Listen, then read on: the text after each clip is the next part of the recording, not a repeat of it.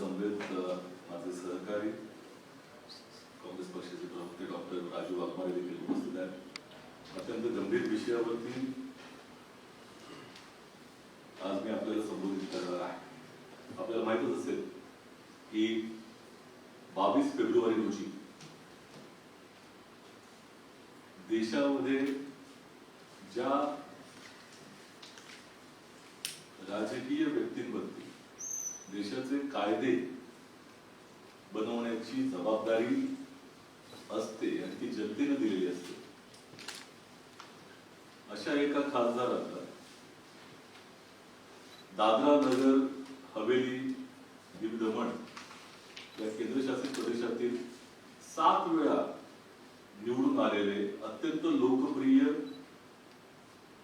कामगार नेते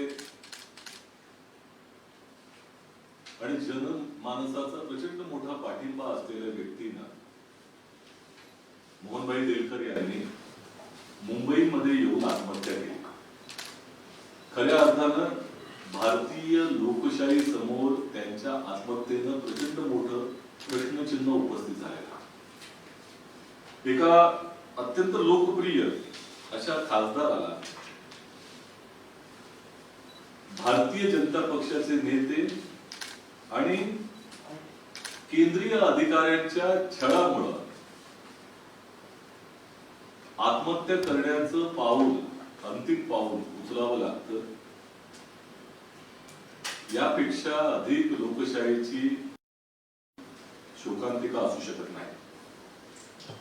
परंतु दुर्दैवाची बाब ही की त्यांनी हे आत्महत्येचं पाऊल उचलण्या अगोदर जवळपास वर्ष दीड वर्षापासून मदतीच्या याचनेकरता आर्त टाहो फोडला होता। आणि धक्कादायक बाब ही त्याहीपेक्षा महत्वाची आणि ती पुढे ही अशी आहे की त्यांनी देशामधल्या संविधानिक पदावर असलेल्या अत्यंत ताकदवर अशा सर्व दरवाजांना ठोठावण्याचं काम केलं होतं।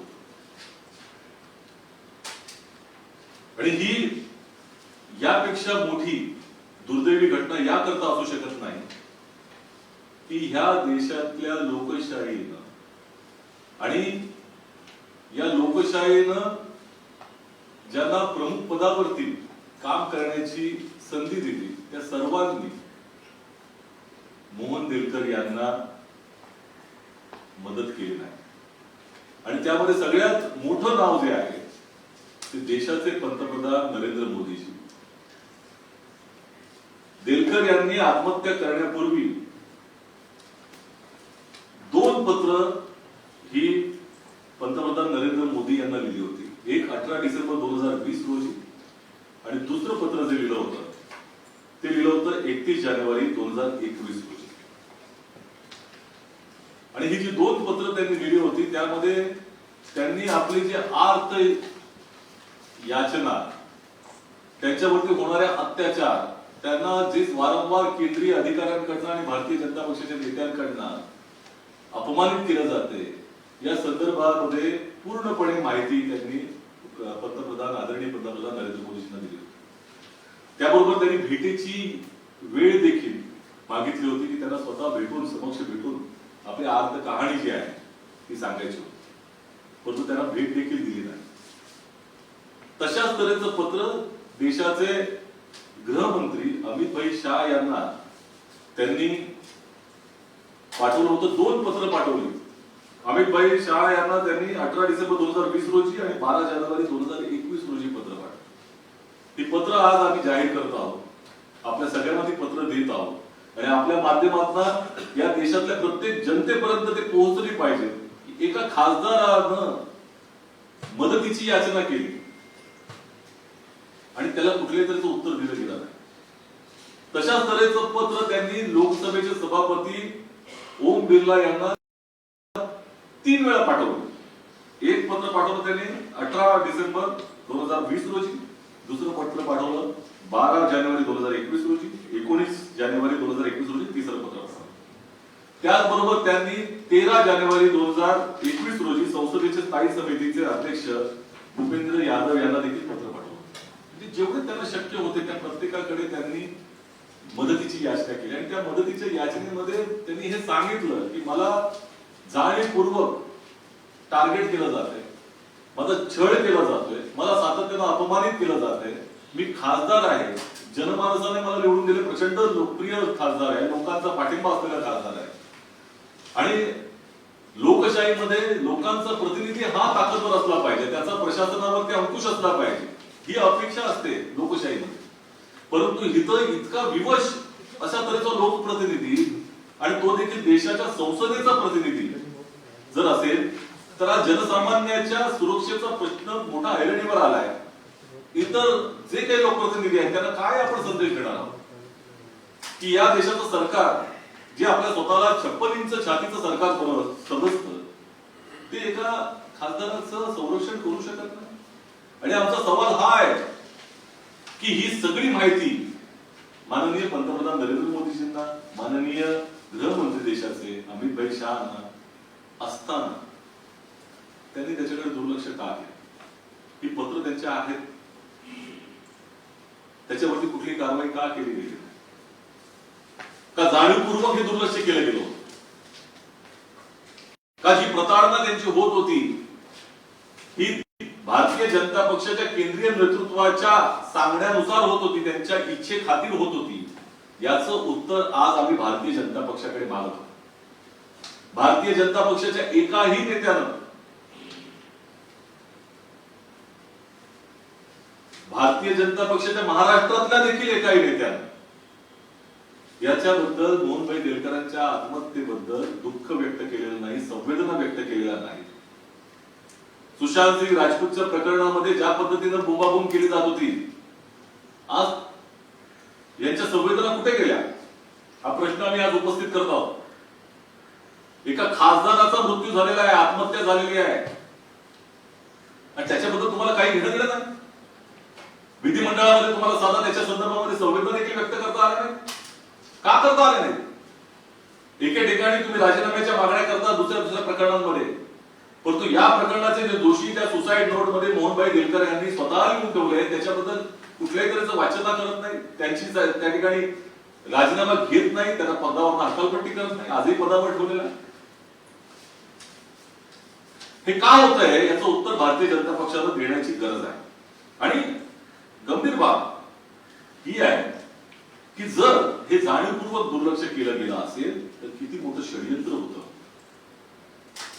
किती मोठ्या प्रमाणामध्ये एका लोकप्रतिनिधीचा छळ केला जाऊ शकतो याचं हे जे गंभीर उदाहरण आहे.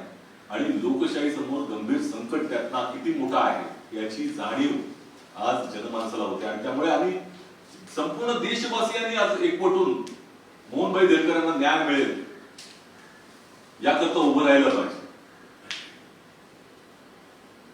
आणि सगळ्यात अजून गंभीर बाब ही आहे की जी आम्हाला ऐकायला येते, जे आम्हाला समजतंय,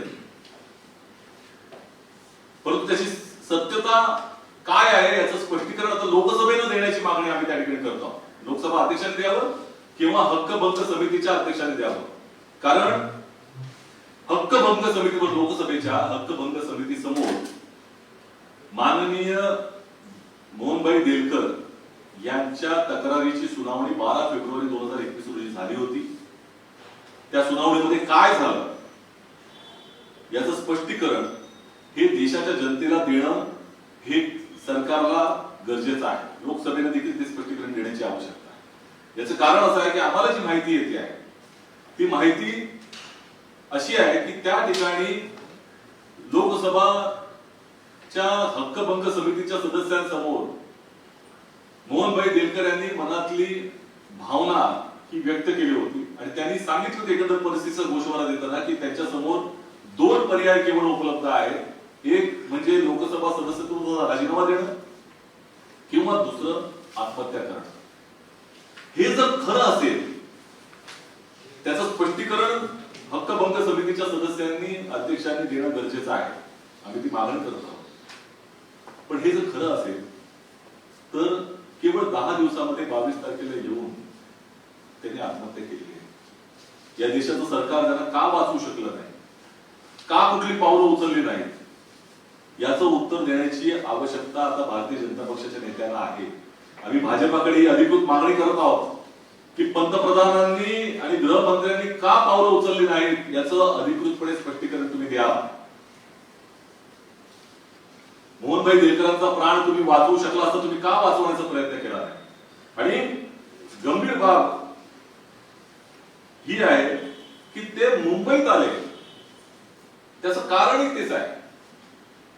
कारण देशाच्या पंतप्रधानांकडे, देशाच्या गृहमंत्र्यांकडे ज्या वेळेला टाहो फोडून देखील त्याची दखल घेतली जात नाही, त्या अधिकाऱ्यांवरती जे त्याला दोषी आहेत त्याला आत्महत्येला प्रवृत्त करण्यासाठी त्यांच्यावरती कारवाई केली जात नाही, सरकार ढिम्मपणे बसून राहतं. त्यामुळे त्यांना याची जाणीव झाली असेल की ह्याच कोणाच्या तरी इच्छेखातर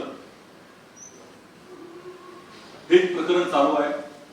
त्यांनी म्हटलं होतं की ऊपर से ऑर्डर आया आहे, त्यांना सांगितलं गेलं होतं अधिकाऱ्यांना. हे ऊपर से कोण होतं ते त्यांना त्याची कदाचित खात्री पटली असावी. आणि दादरा नगर हवेलीमध्ये केंद्रशासित प्रदेशामध्ये केंद्रीय अधिकाऱ्यांच्या अखत्यारीखाली त्यांच्या आत्महत्या केल्यानंतर मृत्यूची चौकशी केली जाणार नाही, हे प्रकरण दाबलं जाईल. ज्या कारणासाठी त्यांनी आत्महत्या केली ती कारण देखील प्रकाशात येणार नाहीत अशी त्याची खात्री होती. म्हणूनच ते मुंबईमध्ये महाविकास आघाडी सरकारचं जिथं कार्यक्षेत्र आहे तिथे ते आले आणि त्यांनी आत्महत्या केली आहे. आपल्याला माहित असेल गुजरातचे माजी गृहमंत्री आणि भाजपचे नेते हरेन पंड्या यांचा खून झाला. अद्यापही त्यांचे मारेकरी कोण आहेत ते सापडलेलं नाही. ते प्रकरण कशा तऱ्हेनं त्याचा आपल्या समोर आहे. आमचा निश्चितपणे विश्वास आहे की महाराष्ट्र विकास आघाडी सरकार हरेन पंड्याची जी परिस्थिती झाली त्यांच्या मृत्यूनंतर तशी परिस्थिती मोहन देलकरांची होऊ देणार नाही. काँग्रेस पक्ष हे प्रकरण कधीच दिल्याशिवाय राहणार नाही. आणि निश्चितपणे आज भारतीय जनता पक्षाच्या नैतिकतेवरती, भारतीय जनता पक्षाच्या लोकशाही समोर त्यांचा जो काही दृष्टिकोन आहे लोकशाही बाबतचा त्याच्यावरती प्रचंड मोठं प्रश्नचिन्ह आम्ही उपस्थित करत आहोत. त्याचं उत्तर भाजपचे नेते देतील अशी आमची अपेक्षा आहे. बाकी तुम्ही असं खूप महत्त्वाची गोष्ट म्हटली की संसदेची जी समिती आहे त्यापुढे पण त्यांनी डिपोज केलेलं, तेव्हा त्यांनी काय म्हटलेलं, काय म्हणणं? याच्या तऱ्हेची आम्हाला माहिती येते. त्यामुळे संसदेचा समितीचा रिपोर्ट येण्या अगोदर आम्ही आज फक्त प्रश्नचिन्ह उपस्थित करत आहोत की ही जी माहिती आहे त्याची सत्यता काय आहे याबाबत स्पष्टीकरण ज्यांच्या समोर त्यांनी आपलं गाऱ्हाण मांडलं होतं त्यांनी दिलं पाहिजे. त्या समिती समोर त्यांनी आत्महत्या करणार असं सुतोवाच केलं होतं का? आम्हाला माहिती तशा तऱ्हेने मिळते आहे. त्यामुळे त्याची सत्य असत्यता ही पूर्णपणे प्रस्थापित झाली पाहिजे, स्थापित झाली पाहिजे. कारण हे अत्यंत गंभीर होणार आहे. कारण ज्या पद्धतीने खासदार स्वतः येऊन जर आत्महत्येसारखं त्या ठिकाणी शक्यता जर वर्तवत असेल, त्यांनी वर्तवली असेल समजा, तर या देशाच्या सरकारनं त्याला संरक्षण का दिलं नाही, कारवाई का केली नाही? ही मोठं गंभीर प्रश्न लोकशाही समोर उपस्थित होत आहेत. आणि मग खरोखरच लोकशाही संकटात आहे हे जे काही म्हणणं चाललंय आंतरराष्ट्रीय पातळीवरती ते अधोरेखित करण्यासारखी परिस्थिती प्रत्येक नागरिकाला होईल. तुमची अशी मागणी आहे का की प्रिव्हिलेज कमिटीचा जो अहवाल आहे तो लवकरात लवकर बाहेर यावा, सगळी परिस्थिती समोर यावी? निश्चितपणे हा अहवाल समोर आला पाहिजे. त्यांची जे काही म्हणणं आहे ते शब्दांनी शब्द समोर आला पाहिजे त्यांनी जे मांडलं. आणि सरकारने हे स्पष्टीकरण दिलं पाहिजे. नरेंद्र मोदीजींनी असेल, अमित शहाजींनी असेल, भारतीय जनता पक्षातर्फे असेल, हे स्पष्टीकरण देण्याची गरज आहे की तुम्हाला एवढी पत्र आली असताना तुम्ही त्याचं उत्तर का दिलं नाही? तुम्ही भेट देखील नाकारली, भेटही दिली नाही. आणि हे प्रकरण इतकं मोठं गंभीर असताना त्याची दखलही घेतली नाही. का दखल घेतली नाही याचं उत्तर निश्चितपणे भाजपने दिलं. मुख्यमंत्री उपमुख्यमंत्र्यांना भेटायला आले त्यावेळेस त्यांनी अशी आशंका त्यांच्याही जीवाला कुठेतरी धोका आहे, त्यांना सुरक्षा मिळायला पाहिजे. निश्चितपणे म्हणजे आजच्या परिस्थितीमध्ये ज्या पद्धतीने देशाच्या एका खासदाराला, संसद सदस्याला ही भीती वाटत असेल की माझ्या जीवाला धोका आहे, त्यांनी म्हटले त्यामध्ये पत्रांमध्ये की माझ्या जीवाला धोका आहे, तर एखाद्या खासदाराला जर अशा तऱ्हेची भीती वाटू शकते आणि त्याला आत्महत्या करायला लावते, यापेक्षा गंभीर बाब कुठली असू शकते? त्याच्या कुटुंबाला निश्चितपणे त्या ठिकाणी धोका आहे, यात कोणत्याही तऱ्हेची शंका नाही. या देशामध्ये आजची परिस्थिती अशी आहे की जो कोण विरोधात मोदी सरकारच्या बोलेल त्याच्या प्रत्येकाच्या जीवाला धोका असू शकतो. गुजरात सरकारमध्ये मी जे उदाहरण दिलं हरेन पंड्यांचं, ते काय झालं त्याचं काही कळलं नाही शेवटपर्यंत, कोणी मारलं त्यांना तेही अजून अनुत्तरित राहिले. तसे अनेक अनुत्तरित प्रश्न आहेत. बरं, या संदर्भामध्ये निश्चितपणे एक गोष्ट आम्ही सांगू इच्छितो की हे जे काही मोहनभाई देळकरांची आत्महत्या आहे, त्या आत्महत्येच्या अगोदर त्या ठिकाणी काही आत्महत्या झालेल्या आहेत आणि त्या सगळ्यांचं कनेक्शन एकच आहे. त्या का झाल्या त्याच्या मुळाशी जाण्याची गरज आहे. आणि आम्हाला निश्चितपणे एक गोष्ट महत्वाची त्या दादरा नगर हवेलीच्या जनतेला सांगायची आहे की दादरा नगर हवेली हे गुजरातमध्ये समाविष्ट करावं अशा तऱ्हेचा डाव होता का या बाबतीत त्या तिकडच्या जनतेने विचार करण्याची गरज आहे. तिथले जे काही लोकप्रतिनिधी आहेत त्यांचा आवाज संपून टाकावा यामागे तर त्यांचा उद्देश नसावा. त्यामुळे प्रचंड मोठं षडयंत्र, कुटील कारस्थान यामागे होतं, त्याचा मोठा उद्देश होता हे निश्चित आहे. उपर कोण तो होता त्याचा शोध घेण्याची गरज आहे, ज्याचे ऑर्डर्स होते आणि त्याच्या ऑर्डरनं हे सगळं झालेलं आहे. तुम्ही खूप मोठी गोष्ट आहे, फक्त एवढी स्पष्ट करा, दादर नगर हवेली जी युती आहे तर ते गुजरात राज्यामध्ये व्हावं म्हणून हे सगळं चालू असं आहे. ज्या पद्धतीच्या आत्महत्यांचं सत्र त्या ठिकाणी दादरा नगर हवेली दीव दमण, तुम्ही लक्षात घ्या, काही महिन्यापूर्वी 2018 साली दादरा नगर हवेली आणि दीव दमण ही दोन वेगळी केंद्रशासित प्रदेश होती, ती एकत्र जोडण्यात आली, त्याचं एकच केलं गेलं. आणि जे केंद्रशासित प्रदेशांची देश पातळीवर जेवढी संख्या आहे ती तेवढी अबाधित ठेवताना काश्मीरमध्ये केंद्रशासित प्रदेश वाढवण्यात आले. तुम्ही लक्षात घेतलं पाहिजे, हे सगळ्या गोष्टी एकमेकाशी जोडलेल्या आहेत. आणि आता जर केंद्रशासित प्रदेश हे संपवायचा डाव असेल तिथला आणि ते गुजरातमध्ये देण्याचा डाव असेल, जर जनतेमध्ये त्या ठिकाणच्या फार मोठ्या प्रमाणामध्ये संदेह आहे, शंका आहे, त्याच्या मागे हेच कारस्थान आहे. कारण तिथे बऱ्याच आत्महत्या झाल्यात आणि त्या लोकप्रतिनिधीच्या झालेल्या आहेत. काही लोकप्रतिनिधींना जेलमध्ये टाकण्यात आलेला आहे, केतन पटेल असतील त्या सगळ्यांना टाकण्यात आलेलं आहे. त्यामुळे प्रचंड मोठा दबाव का तयार केला जातो तिथल्या लोकप्रतिनिधींच्या वरती, याचं कारण आहे की तिथला आवाज बंद करण्याचा त्यांनी विरोधच करू नये अशी भूमिका या संदर्भामध्ये असू शकते. आणि म्हणून तिथल्या जनतेने तो विचार करण्याची गरज आहे. जे सुसाईड नोट सांगितली जाते त्या सुसाईड नोट सभागृहात पण दाखवण्यात आली, पण त्यामध्ये फक्त तिथे जे प्रशासक आहेत त्यांचंच नाव आहे, त्यामुळे भाजपच्या इतर नेत्यांचा संबंध नाही असं पाहिजे. असं आहे, त्यांनी मोहनभाई देळकरांचं नाव घेतलेलं आहे. मोहनभाई देळकरांनी आपल्या प्रफुल्ल खोडा पटेल यांचं नाव घेतलेलं आहे. प्रफुल्ल खोडा पटेल कोण आहे? ते आता तिथे प्रशासक आहे. ती प्रशासक ही पूर्वी ऍडमिनिस्ट्रेटिव्ह पोस्ट होती, परंतु आता ती राजकीय त्या ठिकाणी नेमणूक झाली. मग ही राजकीय नेमणूक कोणाची झालेली आहे? तर ते गुजरातचे भारतीय जनता पक्षाचे नेते आणि त्याचबरोबर तिथले अगोदरचे गृहमंत्री आहेत. भाजपच्या कालावधीमध्ये ते गृहमंत्री होते. अमित शहा ज्या वेळेला त्यांच्यावरती कायदेशीर कारवाई चालू होती त्यावेळेला त्यांना त्या ठिकाणी रिप्लेस करणारे हे प्रफुल्ल पटेल होते. आणि त्यांची ही जी नियुक्ती इथे करण्यात आली ती राजकीय नियुक्ती पहिल्यांदा झालेली आहे. त्यामुळे त्याच्या मागचा जो उद्देश आहे, उपरचा ऑर्डर होता, ती उपरची ऑर्डर ती प्रफुल्लभाई पटेल पाळतायत. म्हणून आम्ही प्रश्न विचारतो की तुम्ही एके ठिकाणी सगळीकडे राजीनामे मागत सुटलेला आहात, तर प्रफुल्ल खोडा पटेल यांचा राजीनामा अजून केंद्र सरकारनं का घेतला नाही? सुसाईड नोटवर त्यांचं नाव आहे, भाजपचे डायरेक्ट संबंध आहे, का घेतला नाही? का संरक्षण देत आहे त्याला? यापेक्षा गंभीर बाब कुठली असू शकत नाही. त्यामुळे निश्चितपणे तिथले अधिकारी हे प्रफुल्ल खोडा पटेल उपरचे जो ऑर्डर आहे आता त्याचं पालन करतो.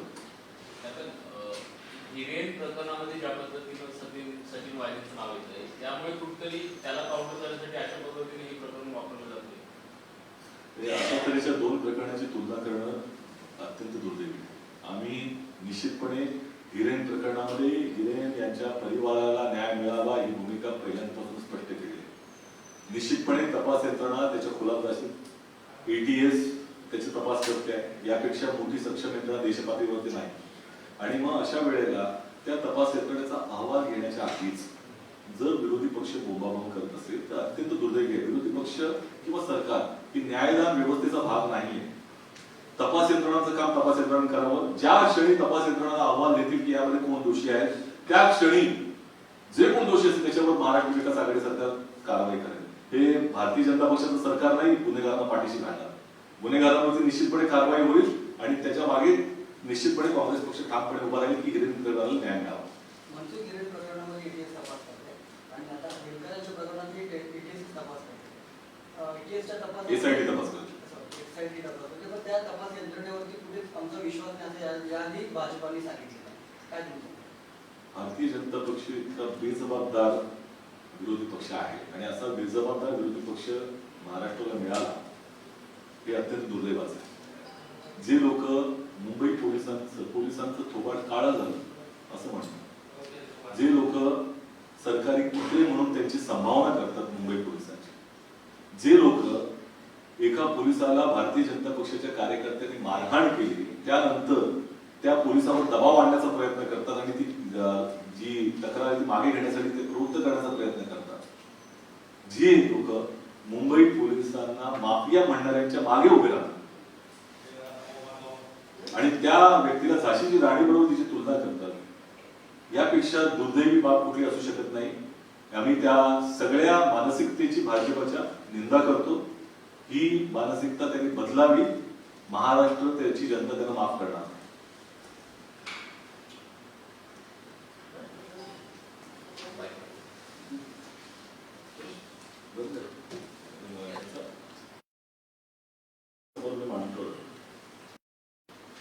कालच न्यायालयाच्या आदेशानं मुंबई भाजपचे अध्यक्ष मंगल प्रसाद लोढा आणि त्यांच्या मुलावरती खंडणीचा गुन्हा दाखल केलेला आहे. आपल्याला माहित असेल की या लोढा ग्रुपच्या संदर्भामध्ये काँग्रेस पक्षाने जाहीर भूमिका घेतली होती. आज ही कल्याण डोंबिवली असेल किंवा मुंबईमध्ये अनेक जे ग्राहक आहेत त्यांना फसवण्याचा उद्योग या ग्रुपने केलेला आहे. त्याच्या तक्रारी आमच्याकडे आल्या होत्या. आम्ही एक ईमेल आयडी देखील दिला होता. त्या ईमेल आयडी मध्ये प्रचंड मोठ्या प्रमाणामध्ये तक्रारी या ग्रुपच्या संदर्भात आलेल्या असतात. असा व्यक्ती भारतीय जनता पक्षाचा अध्यक्ष आहे. मग मंगल प्रभातचा गुन्हा दाखल झाल्यानंतर देखील अजूनही तो अध्यक्षपदावर का आहे? त्याला तात्काळ निष्कासित का केलं नाही?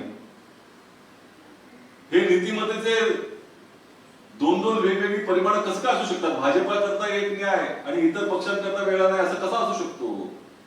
याचंही उत्तर आता भाजपने दिलं पाहिजे. जी कारवाई झालेली आहे न्यायालयाच्या आदेशानं ते अत्यंत योग्य झालेली आहे. फडणवीस सरकारच्या संरक्षणामध्ये या लोढा ग्रुपनं अनेक लोकांना फसवलेलं आहे. प्रचंड लोकांवरती त्या ठिकाणी अत्याचार त्यांनी केलेले आहेत आणि आता अनेक प्रकरण समोर येतील. लोढा ग्रुपनं ज्या पद्धतीनं काम केलं, आम्ही जेव्हा आरोप केले त्यावेळेला त्यांनी सांगितलं होतं मंगल प्रभात लोढांनी की माझा या लोढाच्या ग्रुपशी संबंध नाही.